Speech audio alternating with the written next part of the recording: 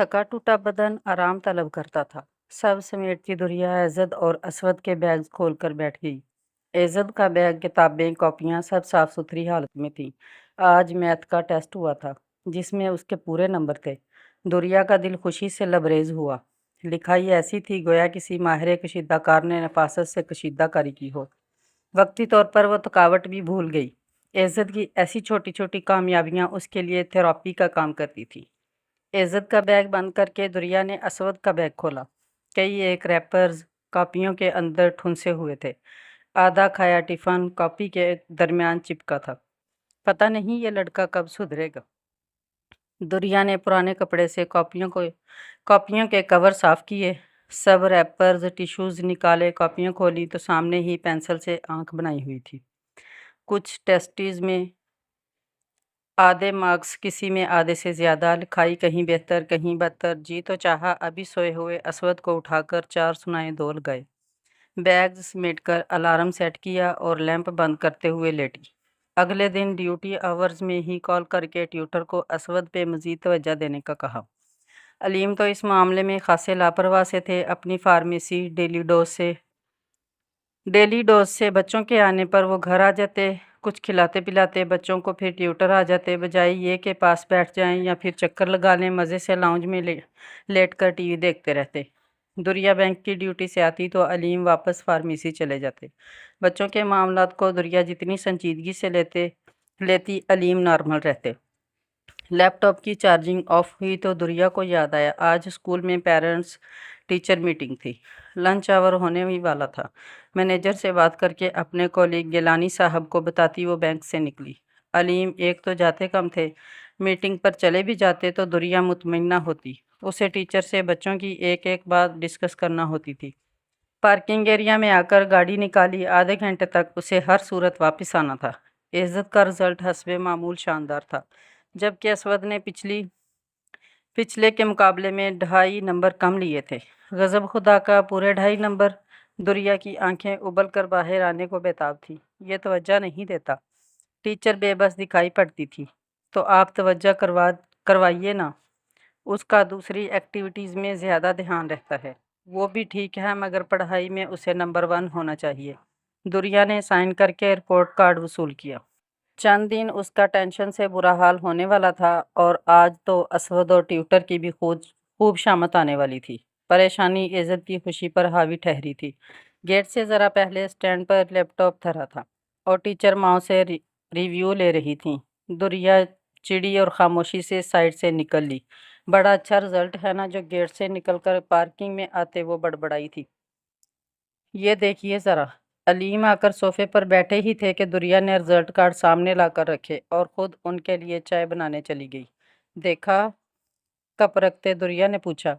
हाँ माशाल्लाह, feeling proud, but my feelings like a loser. लेकिन मेरे एहसासात हारे हुए जैसे हैं। कब से घूंट लेते अलीम ने दोबारा से रिजल्ट कार्ड पर नज़र डाली और कुछ नासमझ में आने के बावजूद एहतियातन खामोश रहे। पूरे 2.5 नंबर कम हैं असवद के। अल्फाज में परेशानी औद कराई। सिर्फ 2.5 नंबर? हम टोटल में से 250 नंबर कम लेकर अपने अपने शोबों में कामयाब हैं। तब का दौर और था, अब 100% का ज़माना है। तब ही सब निकम्मे हैं। अलीम आहिस्तगी से बड़बड़ाए। आप मेरी बात को सीरियस क्यों नहीं ले रहे? दुरिया तब उठी। मैं इससे ज़्यादा सीरियस क्या लूँ कि मैं सुन रहा हूँ। मेरा परेशानी से बुरा हाल है और आपको परवाह ही नहीं। दुरिया बड़बड़ाई। तभी दरवाजे पर दस्तक हुई। अलीम उठकर बाहर आए। ट्यूटर थे। अलीम एकदम आगे आए, उसका कंधा थपका, ऑल दी बेस्ट कहा और आगे बढ़ गए। ट्यूटर ने नासमझी से अलीम को देखा और गेट खोलकर अंदर चला गया। सर ये देखिए। वो अभी बैठे ही थे कि दुरिया ने असवद का रिपोर्ट कार्ड सामने लाकर रखा। पूरे 2.5 नंबर कम हैं पिछली टर्म से। बजाय ये कि ये कुछ अप्रूव करता और डाउन हुआ है। सर की खामोशी पर दुरिया की परेशानी औद कर आई। और इज़्ज़त? उसके तो माशाल्लाह पूरे मार्क्स हैं। पिछली टर्म में 0.5 कम थे, इस बार पूरे हैं। टीचर्स कह रही थी हम आंखें बंद करके इज़्ज़त अलीम का पेपर चेक कर सकती हैं कि हमें एतबार है, एक भी गलती नहीं होगी। फ़ख्र से दुरिया की आवाज़ भी फूलती थी। पढ़ाई में असवद का रवैया थोड़ा लापरवाह था। باقی ایکٹیویٹیز میں اچھا ہے، کارڈ میکنگ اور اسکیچنگ میں فرسٹ آتا ہے۔ سر نے دریہ کا دھیان بٹانا چاہا۔ وہ سب ٹھیک ہے مگر اسے پڑھائی میں بھی فرسٹ ہونا چاہیے۔ جی میں کوشش کروں گا، آپ پلیز اسود پر خصوصی توجہ دیں، دریہ نے اٹھتے ہوئے تاکید کی۔ رات کھانے کے بعد سب وہیں ٹی وی لاؤنج میں براجمان تھے۔ دریہ کچن کے سب ہی کام سمیٹ کر نکلی۔ اسود بکس لائیں، میں تھوڑا پڑھا دوں؟ ماما میں نے سر سے سب کام کر لیا تھا، جب تک سلیبس کور نہیں ہوتا میں اس ٹائم پڑھایا کروں گی۔ دریہ صوفے پر بیٹھی۔ ماما پلیز میں اتنا نہیں پڑھ سکتا، میں نے سر سے ہوم ورک کیا ہے۔ اچھا اچھا، اسود ٹھنکا۔ رہنے دو دریہ، اسود کہہ رہا ہے اس نے ہوم ورک کمپلیٹ کر لیا ہے۔ علیم نے اسود کو بازو کے حلقے میں لیا۔ دریہ نے دانت کچکچا کر غصہ پیا۔ آپ کی شے پر اسود بگڑ رہا ہے۔ بچے سونے چلے گئے تو دریہ علیم پر بگڑی۔ اسود بگڑ نہیں رہا، وہ بس زیادہ پڑھاکو نہیں ہے، کام مکمل کر لیتا ہے، اتنا کافی ہے۔ اتنا کافی نہیں ہے علیم، دنیا کہاں کی کہاں پہنچ چکی ہے۔ دنیا جہاں بھی پہنچ جائے، میں اپنی دنیا سے خوش ہوں۔ علیم نے لیٹ کر کمبل اوڑھا۔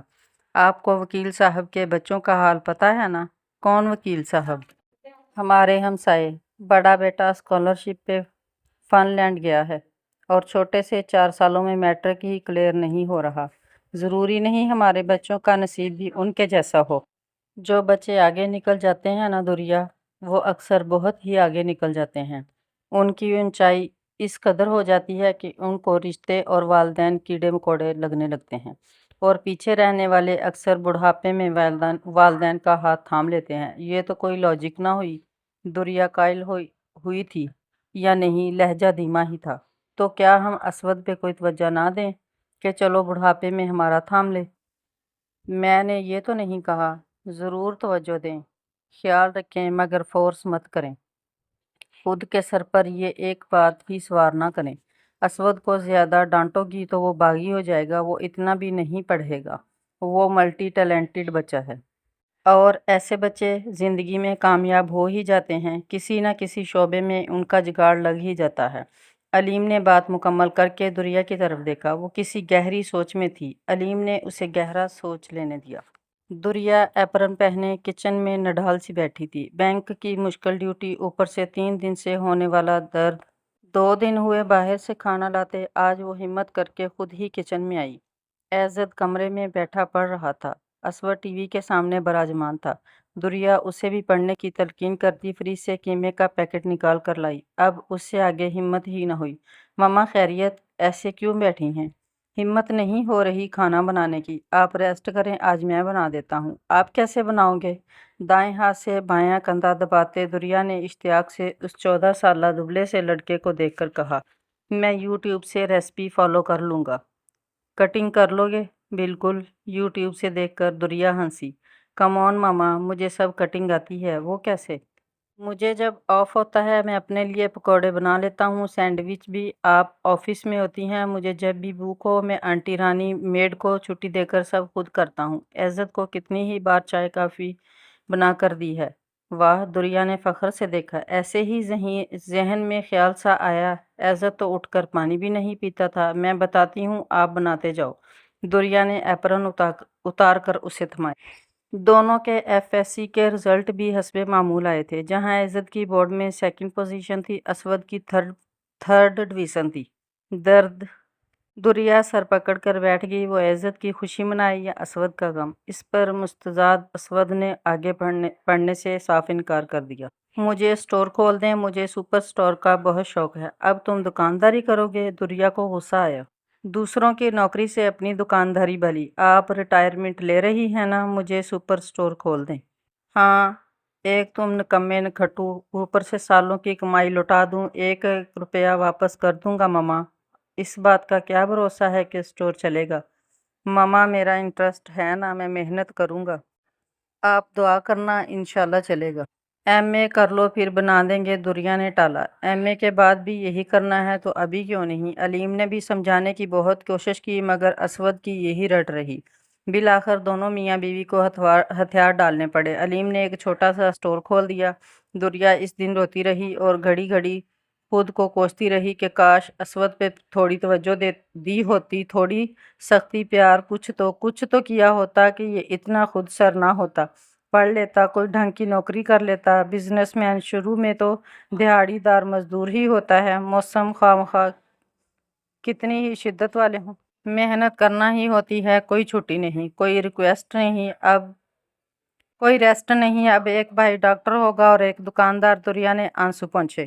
ماما آپ کو کچھ دکھاتا ہوں۔ اسود اندر آیا، اپنے 1 سالہ بیٹے کو ماں کی گود سے لے کر خود لیٹ گیا۔ ابراہیم احتجاجاً چلایا، اپنی ماما پاس چلو، یہ میری ماما ہے۔ بیٹے کو کہہ کر وہ پھر سے گود میں سر رکھ کر لیٹا۔ یہ دنیا مسکراتی رہی۔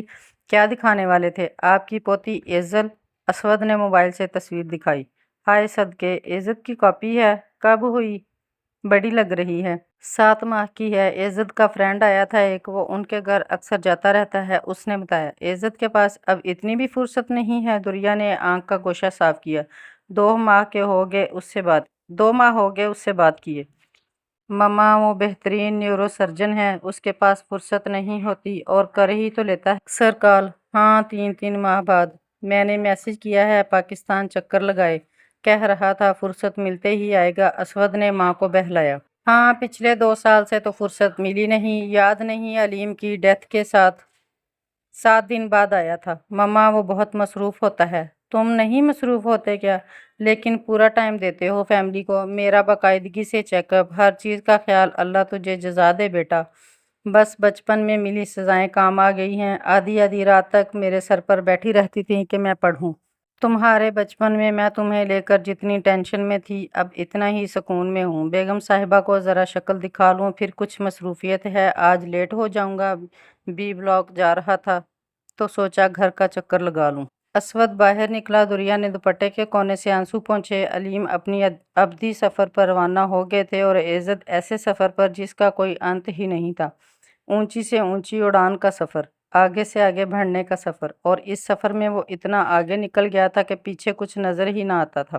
رشتے تو بالکل بھی نہیں، خود ہی شادی کر لی اور 2 سال بعد بتایا، اور اب 7 ماہ کی بیٹی۔ 6 سال ہو گئے تھے اسے آئرلینڈ گئے، میڈیکل کے فوراً بعد چلا گیا تھا۔ بمشکل 2 بار 1 ہفتہ کے لیے آیا تھا۔ اسود نے ماشاءاللہ 2 اسٹور کھول لیے تھے۔ علیم ٹھیک ہی کہتے تھے، جن بچوں کی اڑان اونچی ہوتی ہے وہ اکثر اس قدر آگے نکل جاتے ہیں کہ پیچھے والے ان کے دھیان میں ہی نہیں رہتے۔ سلو لرنر رشتے جیت جاتے